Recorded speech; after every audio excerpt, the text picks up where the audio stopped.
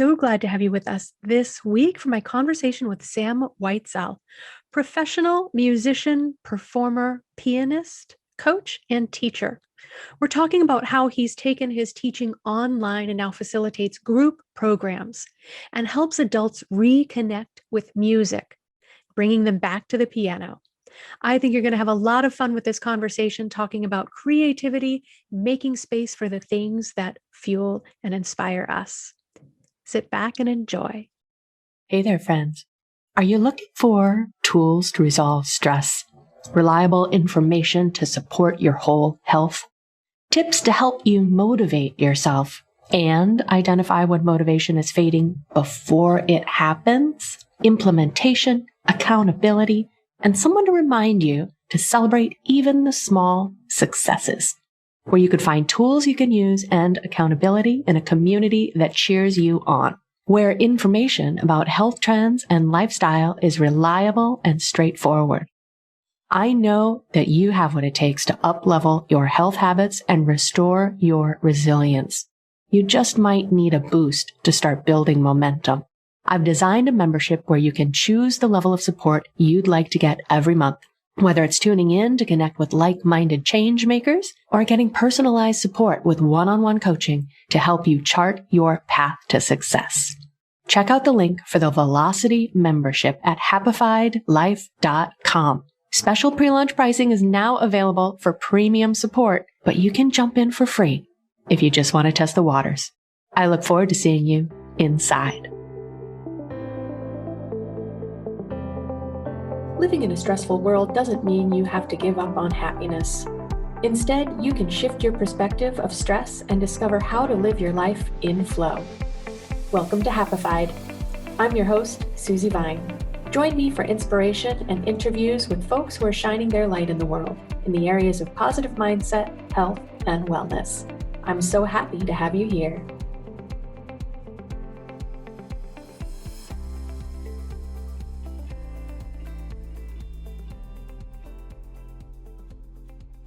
Welcome back. I am so excited to have you with me this week as I have a conversation with my friend, Sam Whitesell. As a former pianist back in my childhood myself, I'm excited to have this conversation, and I think it's going to be really relevant to a lot of you who may have been involved in music in our childhood and then left it behind. Sam Whitesell began taking piano lessons at the age of 6 and now has 30 years of piano playing under his belt. With 2 university degrees in piano, 20 years experience performing professionally in a myriad of styles and situations, and 15 years experiencing teaching piano along the way, Sam's passion today is supporting adults who used to play piano in joyfully jumpstarting their playing again and deepening their connection with their powerful, creative selves. Sam lives in Burlington, Vermont, on the banks of the beautiful Lake Champlain, where he revels daily in the surrounding natural splendor of the region and enjoys being a part of the vibrant local community.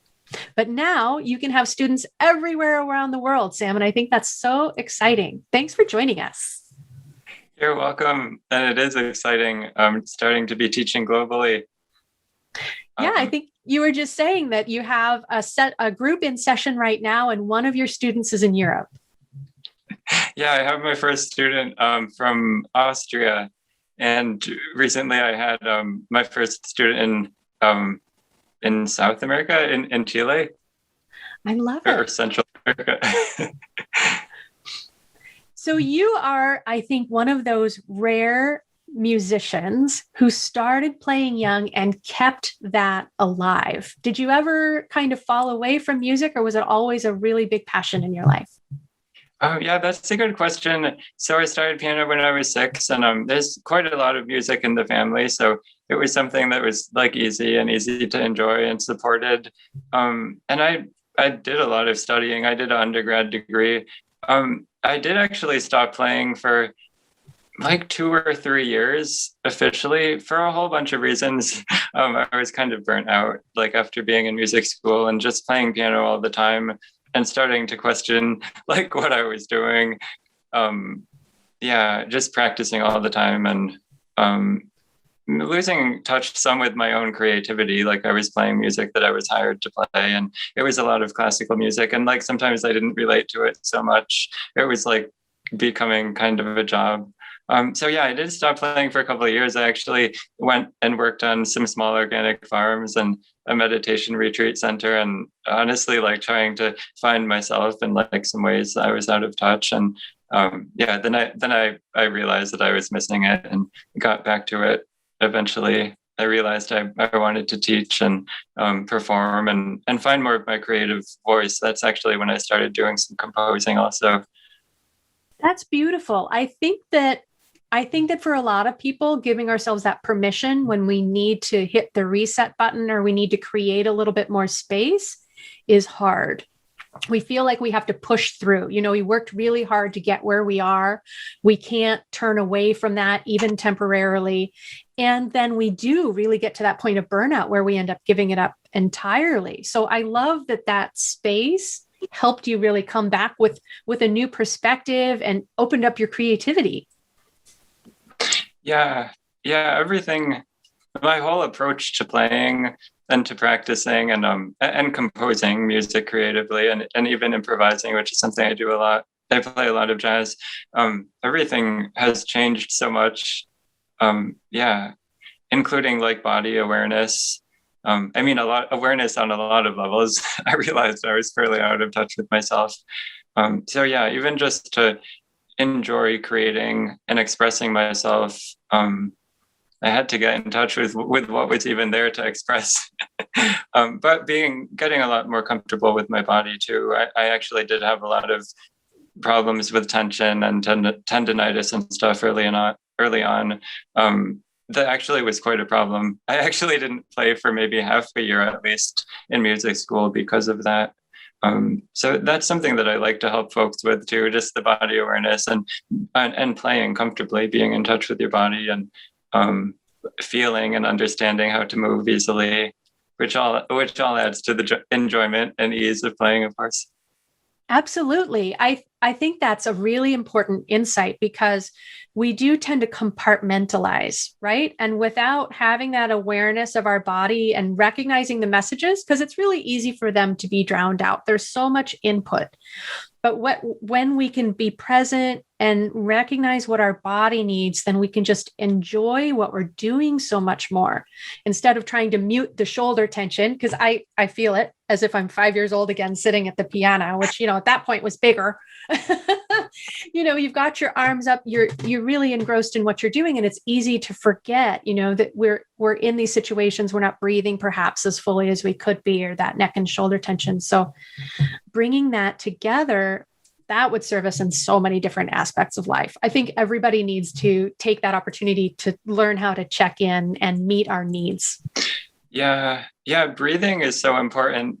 And that's something that I didn't used to pay attention to until much more recently. But I mean, ever since around the point where I was mentioning where things kind of fell apart and I was just searching for myself. I mean, I've worked with various healers and like coaches and different varieties. And everyone always talks about the breath, even as a way to get in your body, which is something that personally I wasn't. I was very much, I think, being like an artist and like a really creative person in some ways, like I'd just be living up and outside of my head, really. So the breathing definitely helped like ground myself into my body, become more available for myself and for other people. Yes. That's a really important lesson. I love that that's something that you're helping your students and your coaching clients tune into. That's really powerful. So in terms of reconnecting with your creativity, and I talked recently with someone else who's leading creative writing workshops, and we were comparing notes about how sometimes we feel not creative, even though the two of us come from traditionally creative backgrounds, and you do too with all of your study in music. What are some patterns or what are some ways in which you find that people have disconnected or are just not in touch with their creativity? Well, I feel, again, like I'm a little bit of a special case because, I mean, I do perform and teach piano and music, and I've done a lot of music performing and creating projects. I mean, that being said, I can be the type of person who tends to worry a lot and kind of be very perfectionist. And that's something that's held me up a lot. It's like it's hard to access your creativity if you're worrying about how well you're doing, and especially if you're worrying what other people are going to think about your work, whether that's creating music or whatever your job might happen to be. So that's a big one. And I mean, again, breathing and getting in touch with myself and embodying has been helpful for that. And like trusting in my own message that I have to share. As a musician, it's like I need to trust that I have something valuable. I know that if I enjoy my own playing, like probably other people will too, but it's hard to enjoy my playing if I'm being too hard on myself, judging myself, comparing myself. So that would be a big thing. And then honestly, one thing that everyone says, I feel like who I talk to about getting back to piano or doing something creative is just how to even fit it in their day, because so many of us lead such busy lives. And that's an interesting question. I mean, people ask me how long they should play piano, like if they're going to study with me or be in one of my courses. And I say like maybe just like 10 or 15 minutes a day, if you can do that regularly. And of course, like in theory, that's not too hard to fit in.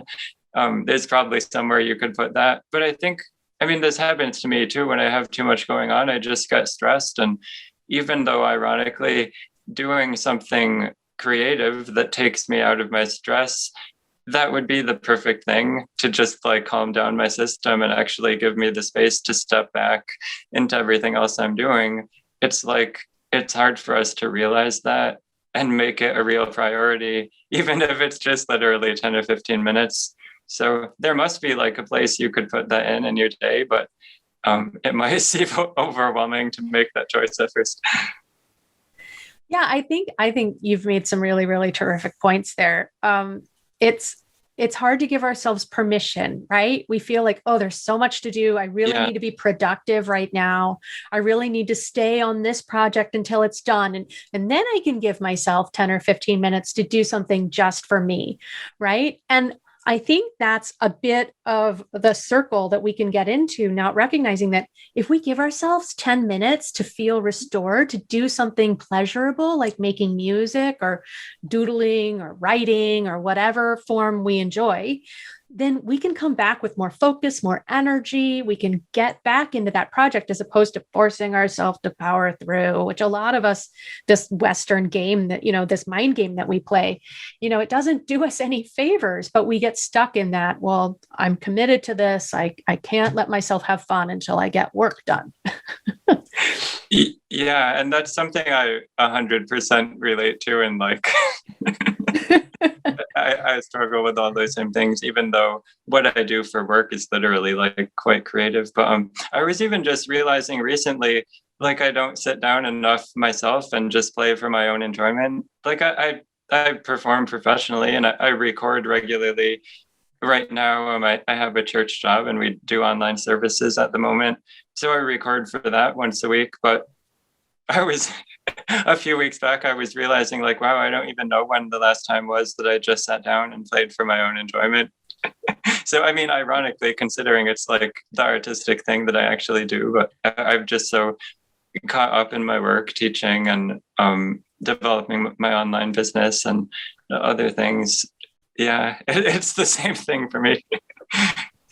Yes, absolutely. And I agree too. Another point before we get carried away, because I want to go on a tangent and follow that thread, but I want to check back on what you were saying too, that our inner judgment is such a big obstacle in letting ourselves be open in our expression. And it can be a really big hurdle to overcome, whether that's the inner critic or just we're critical of the end product. And so it's harder to come back to it and give ourselves that space to explore and play. Is that something that you find a lot of your students bring to their work with you, is they have to work through that judgment and critic in order to give themselves permission to fail a little bit in the effort of getting better? Yeah, I mean, that's such a big topic, actually. Like in my own life, I was already saying I've struggled through that stuff hugely. I mean, being like a professional performing artist, the pressure is like so much higher, and just all the schooling I've been through. But yeah, it's totally the same thing with my students. And I do teach younger students too, I have. And it's like, it doesn't even matter what age you're at. I think, again, like the way that our society functions, there can be such an emphasis on like performing and competition. And I mean, there's literally like music competitions. I never actually really did them very much. I'm like a little too sensitive, or like it was too much pressure. But yeah, even in, I mean, there's a lot of kids who study piano who are in those competitions, or even they're just being judged somehow. It's like some kind of event that's being judged. And I mean, when I'm invited to judge those things myself, I try to be so sensitive, because one thing that I find, I mean, some people have had musical experiences as kids that were quite jarring, even like on the level of trauma. Like I had one student who came to me, and he was a little over 70 and wanted to learn to play piano. And he had an early experience. I think it was a freshman in college, and he wanted to be in a singing group. So he showed up for the audition. And when he sang his bit, yeah, he was like really put down. I mean, basically told he wasn't musical. And not only that, but in front of his whole peer group, whoever was there. And he was telling me this, like when we were working together, he was like, basically, like 50 years later, he wanted to overcome that experience. And he was like, I know, I at least want to believe that I'm musical. And and so he was getting up the courage to call me, and we worked together some, and we were able to work through those things. But I mean, just for example, I think there's actually a lot of stories like that. So I mean, that's sort of on this extreme end, a little less extreme. I know that a lot of adults who I've talked to, and I asked them about their early experience and why they stopped playing. I mean, there could be a lot of reasons, like it just basically too much critique, like from their teacher or from their peers, even. Like it wasn't fun. They felt like they were just doing it for someone else, whether it was the teacher or like maybe their parents in a lot of cases. So then later on, when they are interested in getting back to piano, they're looking for the enthusiasm and the joy that they never had. And now some of them actually did have a joyful time playing when they were young. And I think in those cases, yeah, they were able to relate to it more on their own terms. I probably had a teacher that helped make it fun, and the whole situation was less critical and more exploratory and creative, which is what I like to go for myself these days in my own teaching. Well, and I think that's a really important insight in, as you were saying, they might have, when they were younger, done it out of obligation or for someone else. The parent said, that was my case, it's time to take the piano lessons, right? And it sat there in the dining room. And later on in the work that I did before what I do now, helping people recognize and address stress, I was moving senior clients. So they were all in their 80s and 90s, and a lot of them had pianos in their home.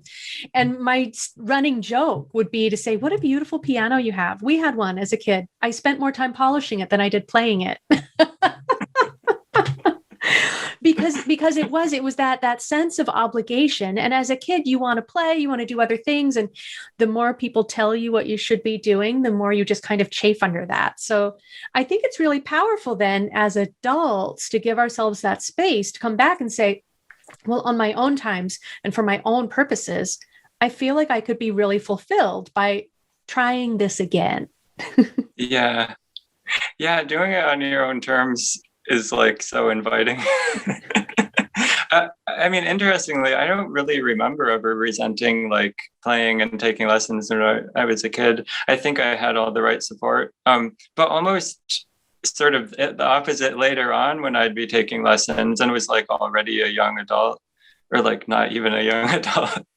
And I'd have a teacher and they'd be telling me what to do. And at that point, I'd be like, I'm trying to be an artist, and I I mean, at some point when you can basically do everything that you need to do technically, it's almost like a matter of opinion. The teacher is just telling you, well, like, I would play this way. It's like the correct way to do it.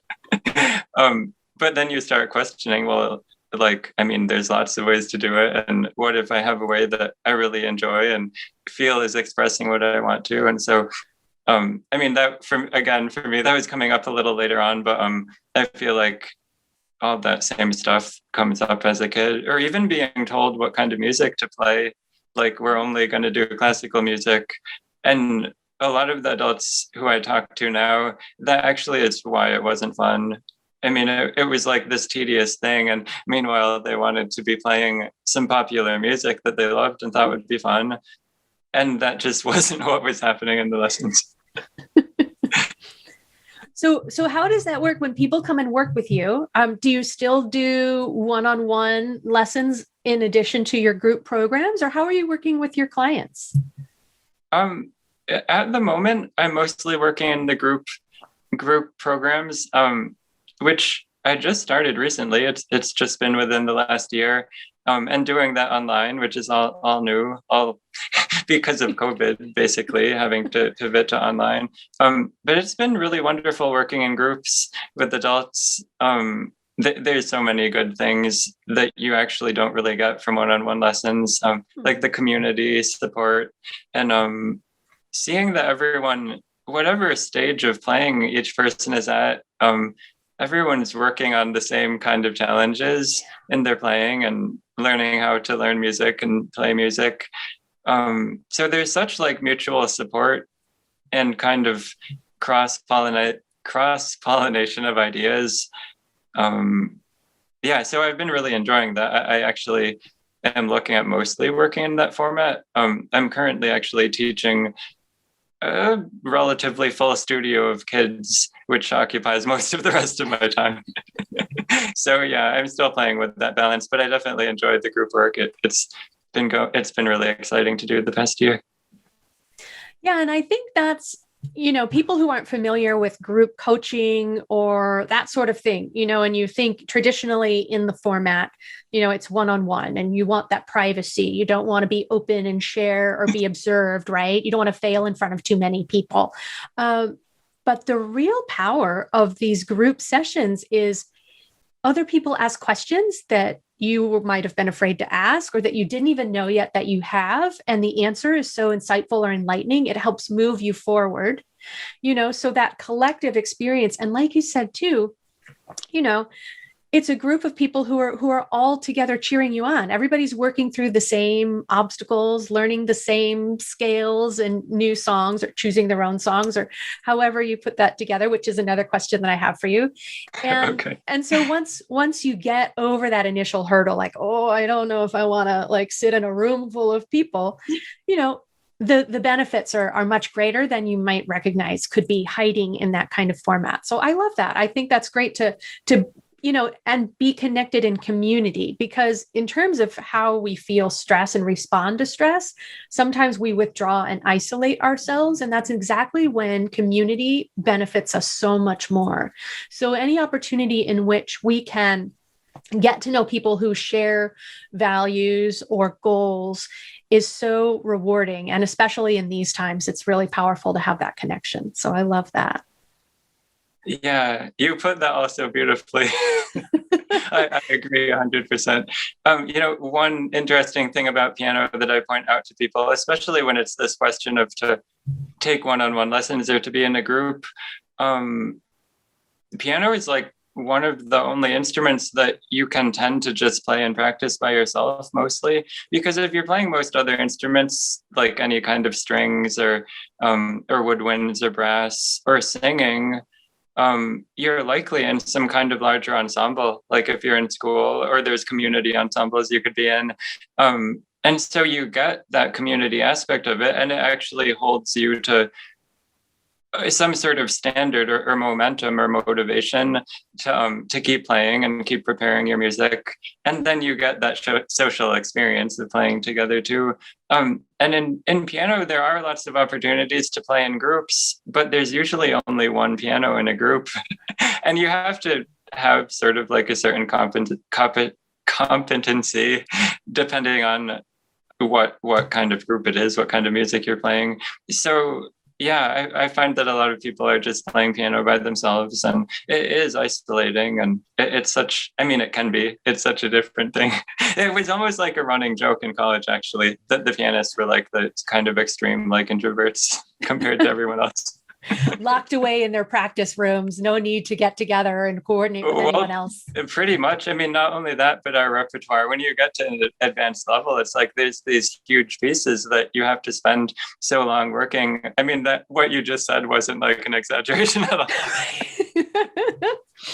Yeah, I studied theater in my undergrad. And so we had musical theater students, and we were right next to the music school, and it was just hallways of practice rooms. So yeah, it's really not that much of a stretch. Everybody goes into their room. And when I was in high school, I played the flute. I stuck with the flute longer than I did the piano. So I never thought of it the way that you explained it, but that is so on point, that most music is a social experience, that we create it in groups. And so piano is one that tends to, I mean, it's not an easy instrument to move around. So where it is where you play. It's hard to bring community into that. So this bridges that gap and brings the community to the music that you choose to create. I love that. Yeah. And of course, doing it online, we're all just in our own homes. So that's really cool. It's hard to even do a group class in person anyway, because you'd need like 10 pianos or whatever. You have to be in a piano store. Pretty much something like that, or in like a special piano lab in like a school. And I will say, just as another calling back to the work that I used to do before I got into holistic health and coaching, in that work that I was doing with seniors who are moving, a lot of those clients who had pianos obviously couldn't take them into their smaller apartment or retirement community. And so if you find yourself in the market for a piano, there are people who have them and need to get rid of them. So it's kind of a good time. You might be able to pick one up just for the cost of the movers. So there's a little inside tip that you didn't know you were looking for.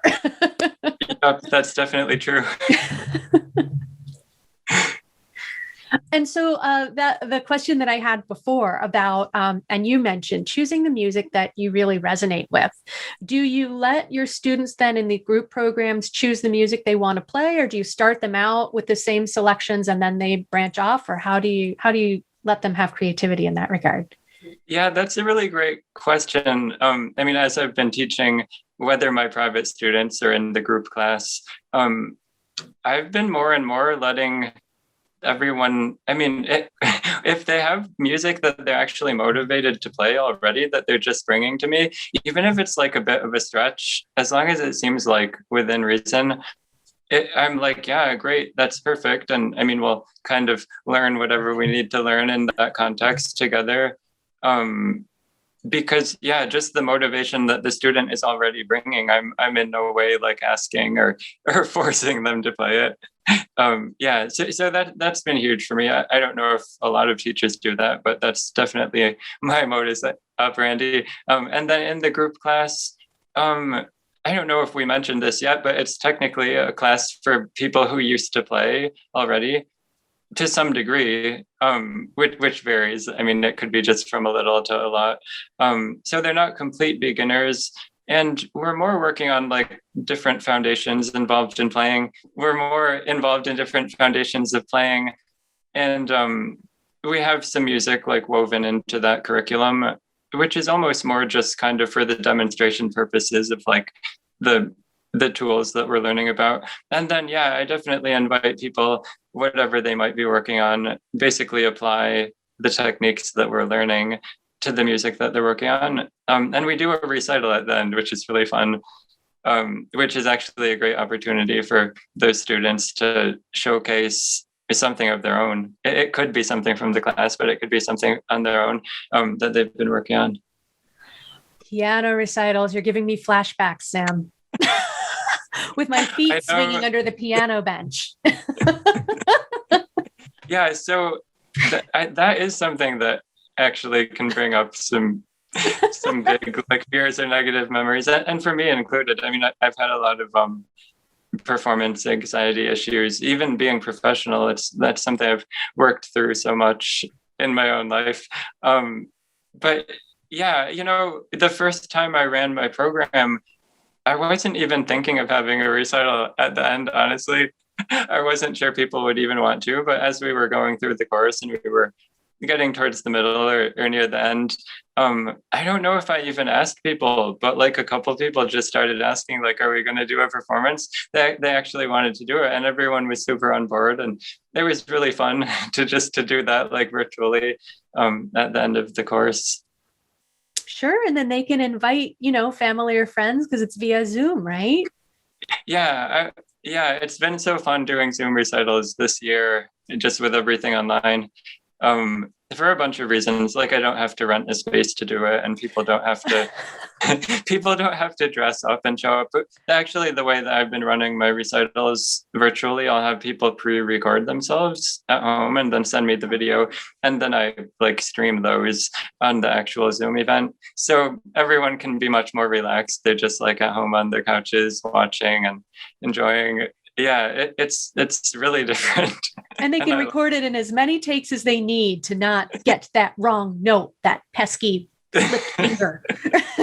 Yeah, and I mean that's a whole other subject. Is like people realize that the same things come up because as soon as you hit the record button, you feel the pressure on, even though it's really just all in your own head. Which is like a good point because that's all it is when you're performing live too.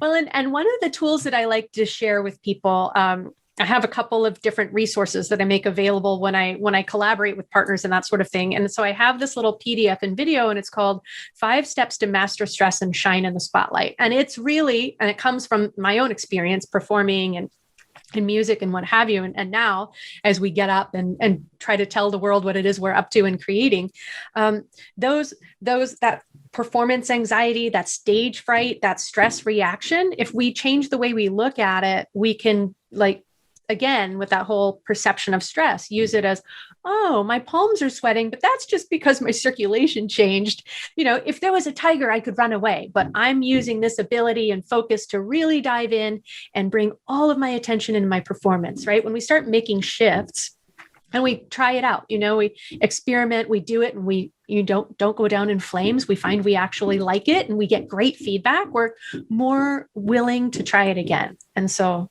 getting out there and doing it is the biggest, first, bravest, bold step. Yeah, that's so true. I like that idea of just the awareness of like what's going on physiologically and be like, it's okay, that's natural that that's happening. But I'm just going to regroup and like do what I was planning to do and share. Yeah, awesome. Thank you. This has been so much fun. I think you've helped me resolve some of my childhood baggage about music. So I'm feeling better about myself. That's and let our audience know too. So what kind of things do you have coming up down the line? What are you putting together? Yeah, well, one thing that I'm excited about that I'm have had in the works for a little while, I'm designing a free 5-day online challenge. And it's a little bit broader than my piano teaching. It's about discovering a creative outlet for yourself, or probably in a lot of cases, rediscovering the creative outlet that you used to have. So anyway, I take folks through some exercises, just getting in touch with themselves and what they used to enjoy doing, and actually seeing some of the things that might have come up and gotten in the way, like we were talking about today, and then look a little ahead at maybe picking something back up or choosing some kind of outlet that for themselves for all the reasons we've been talking about, kind of, well, definitely as a way to de-stress, but bring creativity back in your life. So yeah, I'll be running that challenge kind of ongoing, probably a few times a year. So that's one thing I'm excited about. And then of course, just continuing to run the group program for adults that we've been talking about. I've run it 2 times so far, and in the middle of the second time right now, looking forward to more. Looking forward to continuing to work with those students and eventually developing more courses too. I want to develop a course that's more about playing piano by ear, which is something that a lot of people ask me about. And that's kind of a whole other subject, but something I'm passionate about. I do play by ear a lot and play jazz and improvise and yeah, it's like a whole other side of playing that, again, people didn't necessarily get in traditional piano lessons growing up. So yeah, well, I'll let folks know about that as there's further developments. But the 5-day challenge, I'm excited to be offering. Awesome. So we're going to have your website linked in the show notes. And I noticed while I was on your website listening to your incredible music. So if you need a little de-stress support, tune in and listen to some of Sam's recordings there. They're really beautiful. And he has a list of glowing testimonials. So if you're on the fence, if you think, I don't really know, do I have time for piano? Is this really what I want to get myself into? Take a look through and see about his students' experiences, because I think that they will speak for themselves. Let us know, Sam, what's your website? Just in case they don't have the show notes in front of them, they're listening instead of reading. Yeah, so my website is my full name. It's samuelwhitesell.com. That's SAMUELWHITESELL.com. And your program is Play Piano Again with Sam. Did I get it right? Almost. Yeah. So my program for adults is called Back to the Piano, Play It Again with Sam! Exclamation point. Exclamation point. Embrace your creative side. Get back in touch with your musical self. I love it. Thank you so much, Sam. Thanks for being on the show with me today and digging into this and giving people a place and a space to get creative and, try out their musical side again. I think it's really brilliant. Yeah, you're welcome, Susie. Thank you so much. It's been so fun just chatting about all of these things. And yeah, I look forward to maybe doing it again at some point. Absolutely. And I'm going to jump in on your challenge as well. Thank you. Okay, sounds good. Take good care. Okay, take care. Thank you for tuning in today. Check out the show notes for any links we mentioned. To learn more about living life with less stress and more flow, visit happifiedlife.com. And if you found value in today's episode, make sure you subscribe to catch the next one and leave a review to help fellow pod surfers find Happified. Until next time, keep on shining.